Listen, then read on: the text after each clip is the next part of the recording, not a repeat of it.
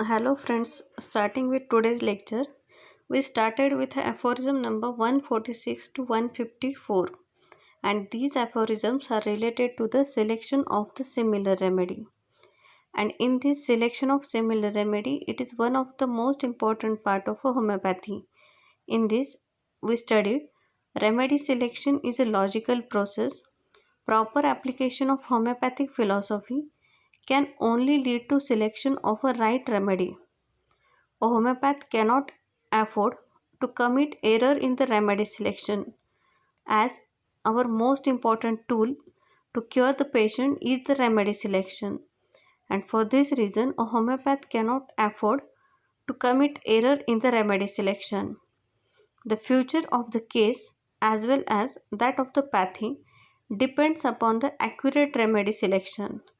So, for this reason, the future of the case as well as that of the pathy depends upon the accurate remedy selection, and it is the most important part of homeopathy. Remedy selection in homeopathy is guided by applying the concept of individualization. That is, we select the remedy in homeopathy on the basis of individualization. So, in homeopathy, uncommon, peculiar, and characteristic symptoms must pay attention to the to in order to select the remedy accurately. And remedy selection on the basis of pathology, laboratory investigation, and disease names must be strictly avoided. So, in homeopathy, we select the remedy on the basis of uncommon, peculiar, and characteristic symptoms that pay the most attention of the physician. And in homeopathy, we cannot select the remedy on the basis of pathology, laboratory investigation, and the disease names that must be strictly avoided. So, in homeopathy, there are no specific remedy for a disease condition, as every case requires a new remedy. This is the most important concept of homeopathy, that is, there is no specific remedy for a disease condition according to the disease name, and every case requires a new remedy. So, in this, we started from aphorism number 146 to 154, and these aphorisms are related to the selection of a remedy. So, in this, we studied in aphorism number 146. Aphorism number 146, it is related to the third point of business of a true physician. And what it tells, that is, after getting idea about what is to be cured in disease, that is to each and every individual disease, and what is curative in medicine to each and every individual medicine, the physician has to pursue the judicious way of application of medicinal knowledge to disease knowledge. That is, up till now you know the knowledge of disease and knowledge of medicine. That is, up till aphorism number one zero, sorry, aphorism number 103, you know what is mean by disease, containing the classification of disease and case taking and all these aphorisms are related to know you the knowledge of disease. And after this, the aphorisms that are related to the drug proving, in this you know the effect of a medicine, means you know the how the pathogenic power of medicine is aroused into activity, and this is the knowledge of medicine. So after knowing the knowledge of disease, after knowing the knowledge of medicine, the third point of business of a true physician is to know how to apply the knowledge of medicines to the knowledge of disease, and this is started from the aphorism number 146. So this is given in aphorism number 146. Then the selection of a right remedy, that is aphorism number 147. This is related to the selection of a right medicine, or also we call it as a specific remedy. That is, in homeopathy as such, there are no specific remedies on the disease name. We know that in homeopathy we cannot consider the specific remedy according to the disease name of that condition. So, in homeopathy, there is no specific remedy on the disease name. In homeopathy, so what is the specific remedy in homeopathy. So in homeopathy, specific remedy is one which is indicated by matching the symptom of artificial disease to the symptom of natural disease. So in homeopathy, we consider that is specific remedy is one which is indicated by matching the symptom of artificial disease to the symptom of natural disease, and this is we call it as a specific remedy according to the homeopathy. But according to the disease name, there is no any specific remedy in the homeopathy. You have to remember this most important aphorism, that is aphorism number 147. It is related to the specific remedy. Then we studied the aphorism number 148. In aphorism number 148, it is explained about how homeopathic cure takes place, or also what is the modus operandi of homeopathic cure, that is how homeopathic cure takes place, and what is explaining in these aphorisms, that is aphorism number 148, that is all the natural diseases are not to be considered as the disease caused by internal or external material causes, but they should be considered as a disease caused by immaterial dynamic morphic influences.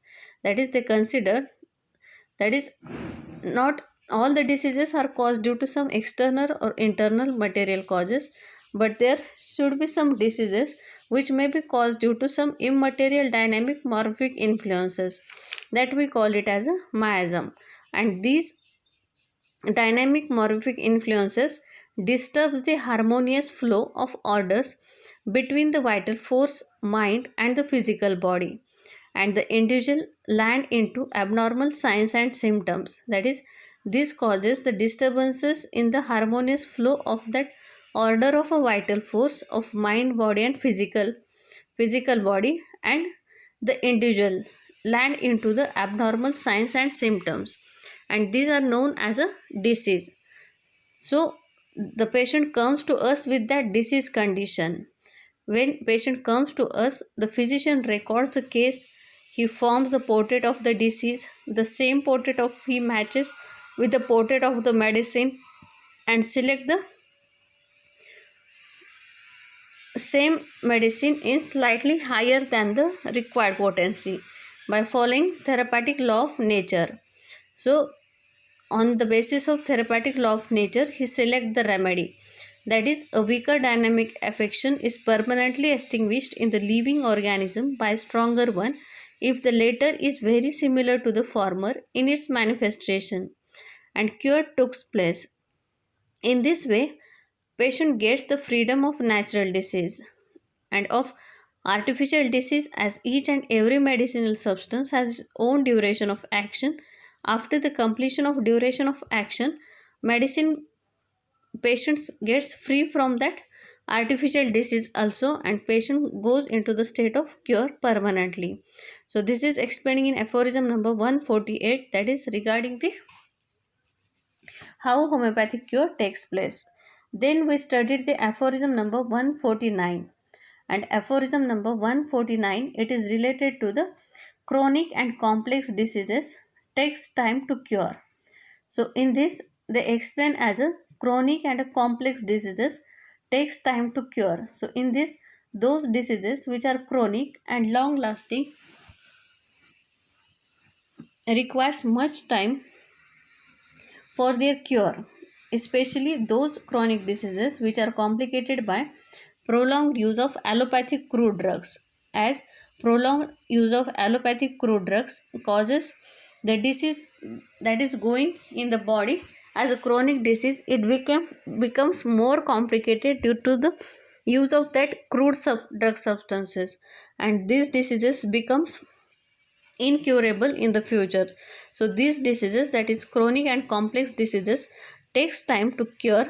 This is explaining in aphorism number 149, and aphorism number 149 having a footnote that explain about the mongrel sect.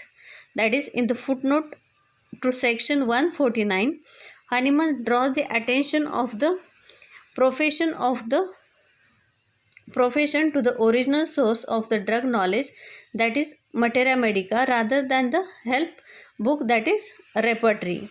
And in this he explained as a He welcomes them all, still, he puts stress on the materia medica and enjoys three indispensable qualities on the physician, that is, laborious investigation, great circumspection, and serious deliberation. And he apprehends the growth of a new group of ease loving physicians to practice homeopathy, but not earnestly enough, they avoid the labor required in the selection of accurate remedy. Naturally, they meet with the failure.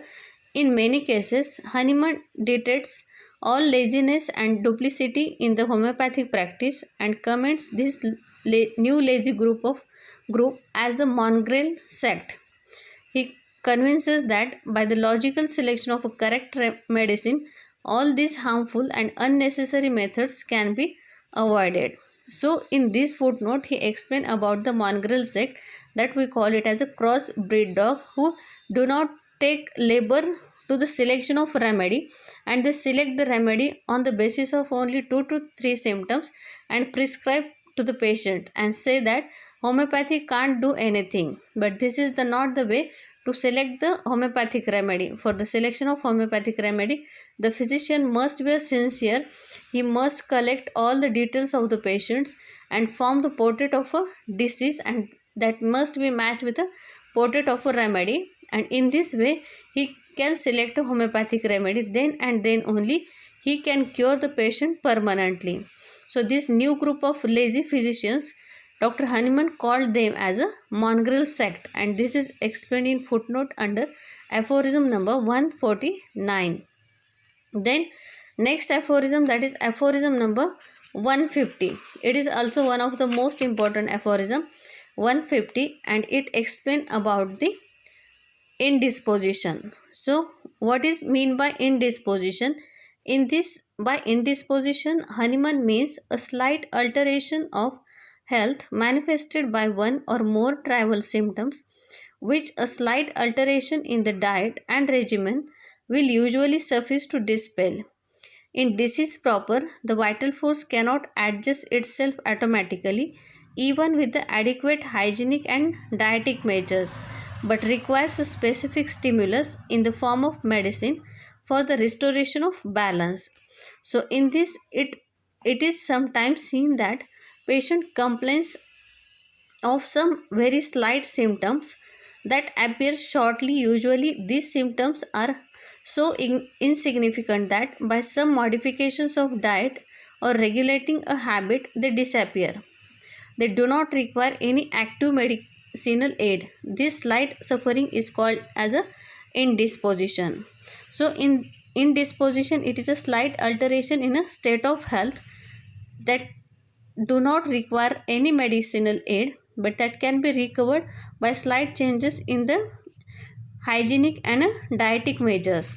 So in this, Dr. Hahnemann gave some examples regarding the indisposition, as a person feels exhausted and tired after loss of sleep due to night watching, and he gets all right after rest and sleep without any medicinal aid. Then the next example he explained as a person takes rich and fatty food, suffers from indigestion and loose stools. Fasting or light balanced diet restores his health. However, a dose or a two of well selected homeopathic medicine ensures speedy recovery, having no chance of progress of illness. So these are the two examples of indisposition. Then what is the cause of indisposition? In this, Dr. Hahnemann explained as indisposition is caused by exciting or maintaining causes, that we also call it as a causa occasionalis. This makes them different from a dynamic disease which is caused by a dynamic morphic agents or miasms. Then what should be the treatment of indisposition? So treatment of indisposition is that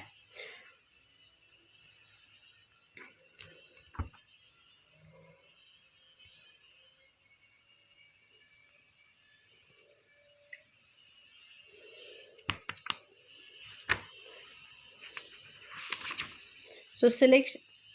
The treatment of indisposition necessarily involves removal of These causes, whenever they exist, the vital force is superficially affected and does not require medicinal aid for the restoration of its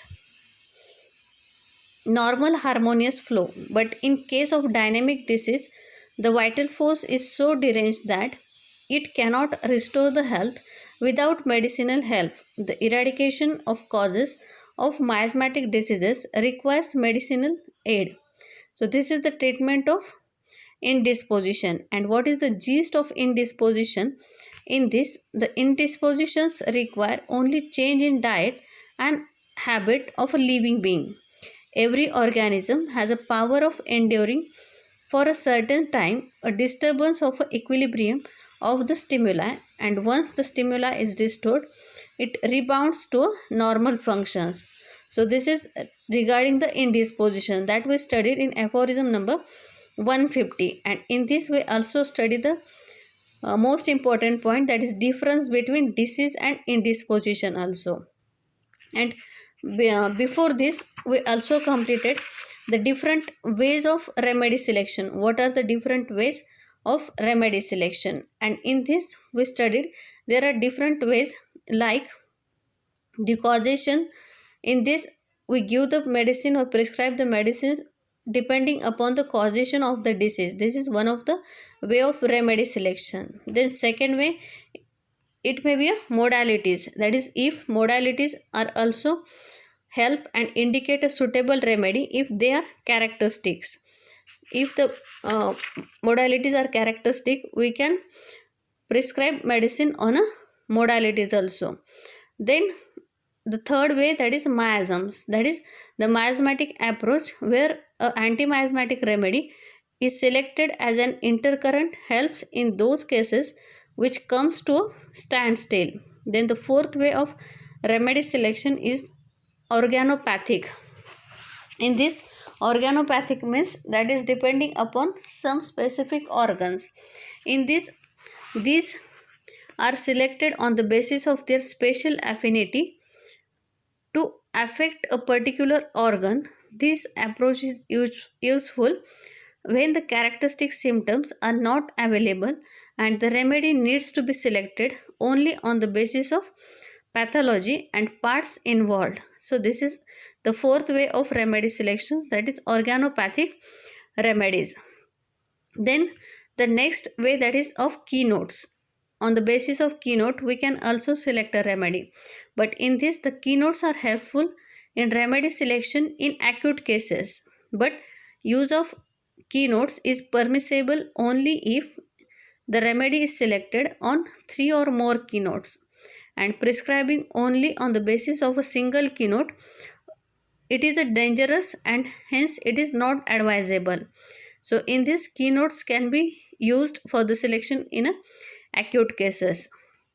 Then the sixth way of selection of remedy, that is on the basis of concomitants. In this, according to Bonning-Hussens, concomitants are the most important and characteristic symptoms in any given case and therefore need to be considered while selecting a similar remedy. Then we see the seventh way of selection of remedy, that is relationship of remedies, and in this the knowledge of relationship of remedies helps in selecting the appropriate remedy to follow another which has ceased to act after a partial effect. So this is on the relationship of remedies, that is the relationship of remedy while you are selecting the remedy.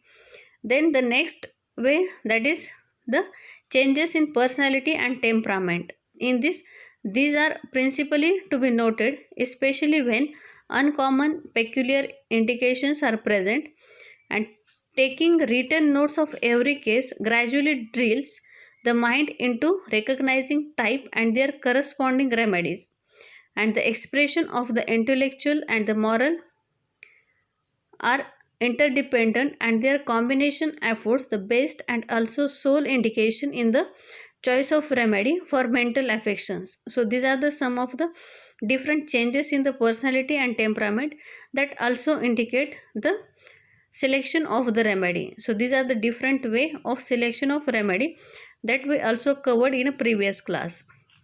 So in today's class we are going to start with aphorism number 151. In aphorism number 151, what is given? First I will read the aphorism number 151, a very short aphorism. But if the patient complain of a few violent sufferings, the physician will usually find on investigation several other symptoms besides, although of a slighter character, which furnish a complete picture of the disease. So what is explaining in these aphorisms? Aphorism number 151, it is regarding the important disease having a number of symptoms. So what is it? Important diseases having number of symptoms. In this, but on the contrary, in a case of few symptoms are there, but if they are violent, by detailed case taking of such patient, physician gets other symptoms which are of slighter character, but which helps to physician for forming the portrait of a disease. So these are the important diseases having a number of symptoms in this, but on the contrary, in a case few symptoms are there, but if they are violent, by detailed case taking of such physician gets other symptoms which are of slighter character, but which helps to the physician for forming the portrait of disease. So these symptoms which are slighter in character but also important for the selection of remedy or according to form the portrait of disease. So these symptoms are also very important. That is, important diseases have a number of symptoms, but it is the duty of physician to uh, take that symptoms in the patients, or to record that symptoms in a patient, as patient comes us with only 1 to 2 violent symptoms, but after a thorough case taking, physician may get a symptoms which are slighter in character, or patient do not give importance to that symptoms, but these symptoms are also important for the forming the portrait of a disease. So these symptoms having importance in the forming portrait of disease. So this is explaining in aphorism number 151, that is, important diseases have a number of symptoms, but it is a skill of physician how to record these symptoms which are slighter in character, and how to form the portrait of disease, and to select the remedy according to these symptoms. Then in aphorism number 152, it is explained as, first I will read the aphorism 152. The worse the disease, worse the acute disease is, of so much the more the numerous and striking symptom is, it generally composed, but with so much the more certainty may a suitable remedy for it be found, if there be a sufficient number of medicines known with respect to their positive action to choose from among the list of symptoms of many remedies, it will not be difficult to find one from whose separate disease elements and anti-type of curative artificial disease, very like the totality of the symptoms of natural disease, may be constructed, and such medicine is the desired remedy. So in this, what is explaining by Dr. Hahnemann as aphorism number 152, so it is regarding the, that is, selection of medicine in acute disease in which signs and symptoms are more intense. That is, how to select a remedy in acute cases in which signs and symptoms are intense. In this, the worse the acute disease is, so of so much the numerous and striking symptom is, it generally composed, but with so much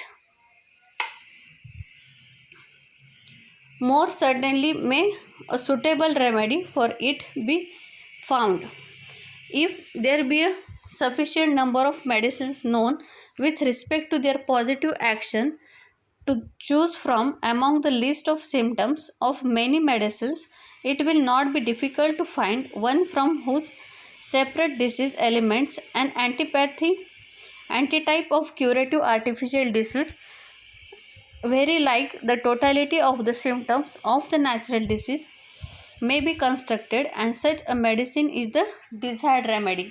So this is regarding the selection of medicine in acute disease in which signs and symptoms are more intense. So in this class of diseases, as signs and symptoms are more intense, there is a presence of number of striking symptoms. As this is the class of diseases, as signs and symptoms are more intense, in this there are number of signs and symptoms, and there is a presence of number of striking symptoms, and physician can form a proper portrait of a disease. As you have a number of signs and symptoms, these signs and symptoms are striking symptoms, and for this reason the physician can form a proper portrait of a disease. And for proper selection, knowledge of a pathogenetic symptom of medicine is necessary. And for this reason you got the portrait of a disease, but you know the knowledge of pathogenetic power of medicine is necessary. Means in this case you know the knowledge of medicine, and if physician has the knowledge of number of medicines, that is if he has a thorough knowledge of materia medica, by matching the symptom of medicines to the symptom of disease, he can select the medicine so easily. That is, for this reason he can select a medicine very easily if you know the number of medicines from the materia medica. And if the physician has knowledge of number of medicines, by matching the symptom of medicine to the symptom of disease, he can select the medicine so easily. So this is according to the aphorism number 152, in which you have a number of signs and symptoms. These signs and symptoms are very striking signs and symptoms, and you can easily form the portrait of a disease. But after forming the portrait of disease, the physician must know the knowledge of medicines, and knowledge of medicine is guided by the materia medica. That is, you must know the number of medicines from a homeopathic materia medica, and you have a proper knowledge of that medicines from a materia medica. So after knowing that knowledge, you can easily match the portrait of a disease with a portrait of medicine, and you can easily select the medicines for that cases. So this is regarding the aphorism number 152. If you have a knowledge of disease, if you have a knowledge of medicine, or you have a proper knowledge of homeopathic materia medica or a number of medicines, you can select any medicines from this group to form the portrait of medicine, and you can select a similimum on the basis of portrait of disease. So this is regarding the aphorism number 152. Then the next aphorism number 153. So aphorism number 153, what it tells: in this research for a homeopathic specific remedy, that is to say, in this comparison of the collective symptoms of the natural disease with a list of symptoms of known medicines, in order to find among these can artificial morphic agent corresponding by similarity to the disease to be cured. The more striking, singular, uncommon and peculiar characteristic signs and symptoms of the case of a disease are chiefly and the most slowly to be kept in view, for it more particularly these that very similar ones in the list of symptoms of the selected medicine must correspond to, in order to constitute it the most suitable for effecting the cure.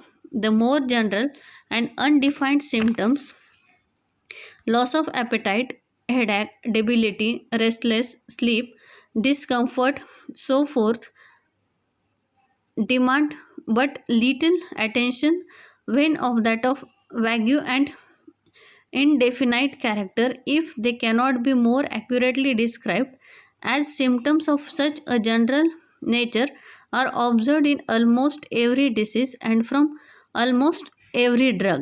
So this is aphorism number 153, and what it explains As aphorism number 153, it is regarding the for choice of remedy, the striking, singular, uncommon, and peculiar signs and symptoms of a disease should be considered. That is, for the selection of homeopathic remedy, you must select a remedy on the basis of the striking, singular, uncommon, and peculiar signs and symptoms of a disease, and on the basis of this, you have to select a remedy. And in this, they explain as the selection of homeopathic specific remedy by taking into consideration the more striking, singular, uncommon, and peculiar signs and symptoms. That is, you have to select a homeopathic specific remedy by considering the striking, singular, uncommon, and peculiar signs and symptoms. A homeopathic specific remedy. Homeopathic specific remedy is that which is indicated on the basis of symptom similarity. As you know that the homeopathic specific remedy means a homeopathic specific remedy is that which is indicated on the basis of symptom similarity.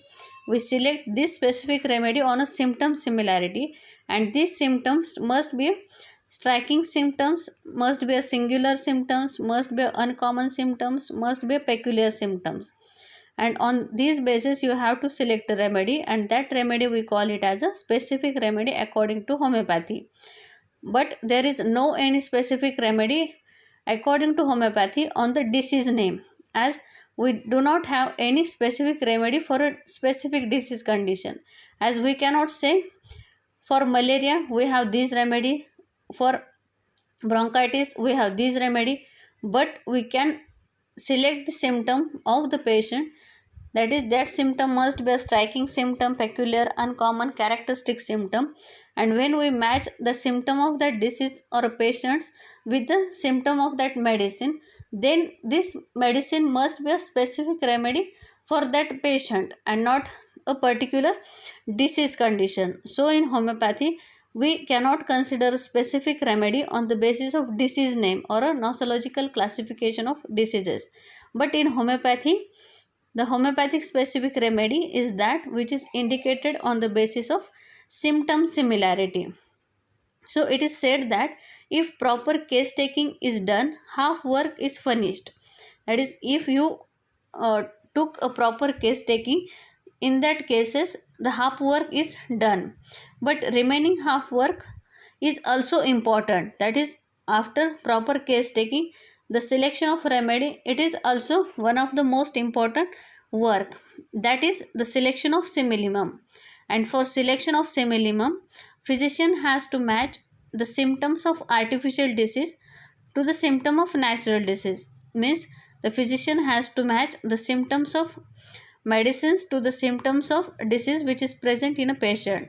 But for matching this symptom similarity, physician should take into consideration an uncommon, peculiar, characteristic symptoms of natural disease into consideration, and for that he should match symptoms to such a nature of the medicines.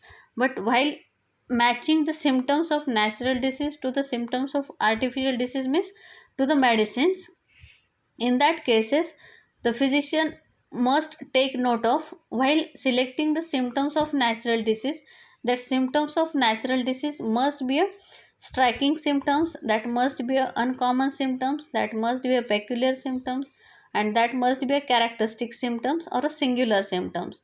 And these symptoms can be matched with the symptoms of medicine, and in this way, after matching the similarity between the medicine and the natural disease, he select that medicine for the natural disease, and after selecting that medicine, the patient gets permanent cure if he select a proper similimum. And for the selection of proper similimum or a proper homeopathic specific remedy, he has to select the striking, singular, uncommon, and peculiar sign and symptoms of a disease.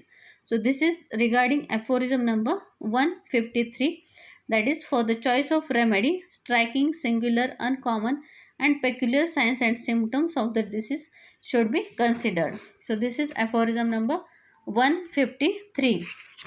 Then we have last aphorism, that is aphorism number 154. In this part, the last aphorism, that is 154. The first I will read the aphorism 154. If the antitype constructed from the list of symptoms of the most suitable medicine contain those peculiar, uncommon, singular, and distinguishing characteristic symptoms which are to be met with in the disease to be cured in the greatest number and in the greatest similarity. This medicine is the most appropriate homeopathic specific remedy for this morbid state. The disease, if it be not one of very long standing, will generally be removed and extinguished by the first dose of it without any considerable disturbances. So, this is aphorism number 154, and it is regarding the most appropriate homeopathic specific remedy. So, what is the most appropriate homeopathic specific remedy? In this, the medicine should be selected as a antitype, a high grade fever, cold sponging. That is, the medicine should be selected as an antitype. In this, a patient having a high grade fever, the cold sponging, it is an antitype of medicine. And in this, if the medicine is selected by taking into consideration a peculiar, uncommon, singular, distinguishing symptoms which should be matched with the symptoms of such a nature of natural disease, and the medicine which is indicated on above similarity is the most appropriate homeopathic specific remedy to the case. And in acute diseases, such a medicine with a first dose, it cures the acute disease without any sort of considerable disturbances. So in this they explain about the same, that is of homeopathic specific remedy. And what is the homeopathic specific remedy? The remedy which is selected on a striking, singular, peculiar, uncommon, characteristic symptoms. These symptoms may be matched with a natural disease, and this, when we match these symptoms with a natural disease, that medicine we call it as a homeopathic specific remedy. And this homeopathic specific remedy to the case, that is in acute diseases, such medicine with a first dose, it cures the acute disease without any sort of considerable disturbances. So when we select these homeopathic specific remedy in acute cases, the first dose of a remedy can cure the disease very well, and there is no any sort of disturbances in that cases.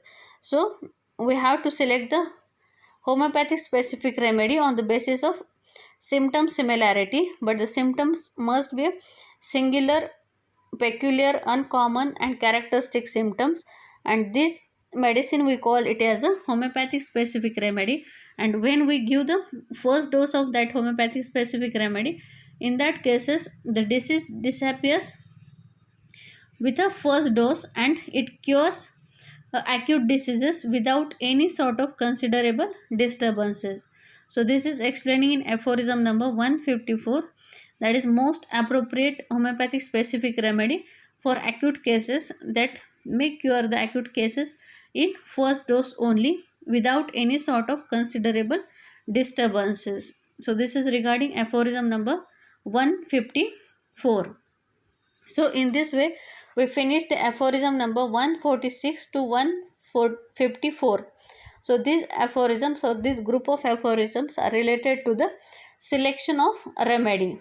So I hope all of you understand the aphorism number 146 to 154.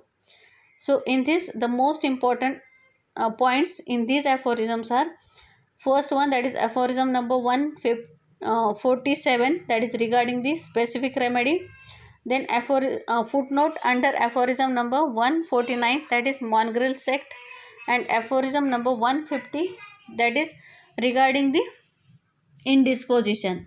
And these points must having the question in the exams, that is mongrel sect, indisposition, and specific remedy. And along with this you have to remember the difference between disease and indisposition also, and the different way of a selection of remedy, that we also covered the part, that is different way of selection of remedy in this aphorism. So this aphorisms 146 to 154 regarding the group of aphorisms regarding the selection of remedy. I hope all of you understand.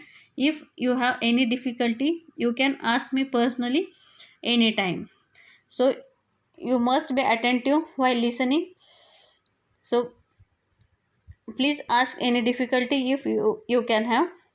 The next part we will start with aphorism number 155 to aphorism number 160, and this is regarding the dose, homeopathic dose 155 to 160. So these aphorisms we will start from next lecture. So thank you friends.